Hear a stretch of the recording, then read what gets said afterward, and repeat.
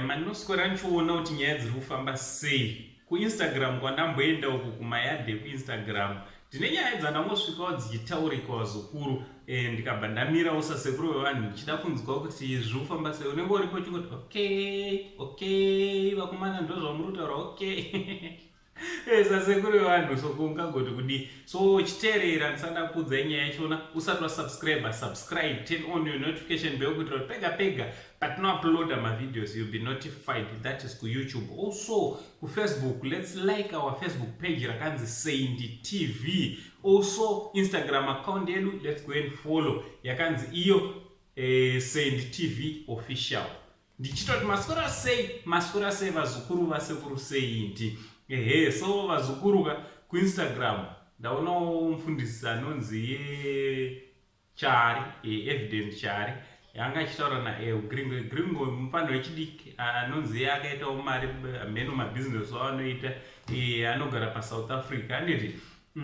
zvaanogara kuSouth Africa anga achiratidzira mabank statements ake achiratidzira 37 million yanga yakanyorwa pasi pamabank statements ameno kuti zvinezvi zveshuwa here kana kuti ndezvokungoitawo because kana zviri zvemabank statement zvogadziriswa izvo zvinogadzirirwa zukuru hazvinyanyotoresa nehana Java yakanongoita zvekuuya nemita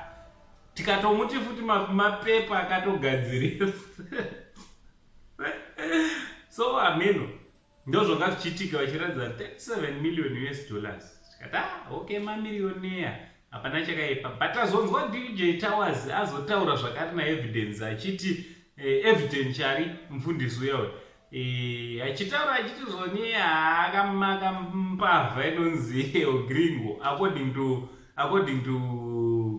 DJ Towers muzukuru wangu aniti akati mbavha anzi zvino zvaingoita anonzi anani zvaingoita uyuyu mupani wachipunza uyu anonzi anoi T-Mac T-Mac hanzi ndo zvimwe chete semutimu nera Gringo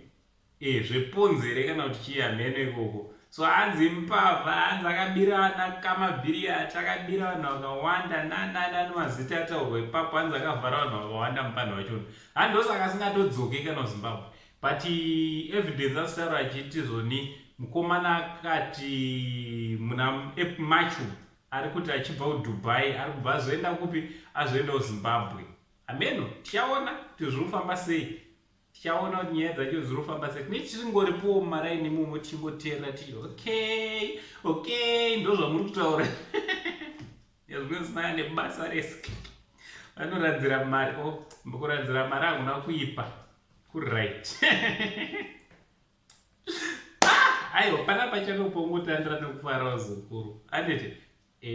so ngataura nomacomments kuti munofungei nawakomana vanouya pamasocial media nemabank statements vachiradzira kuti mari tinadzo vanhu vane mari vamwe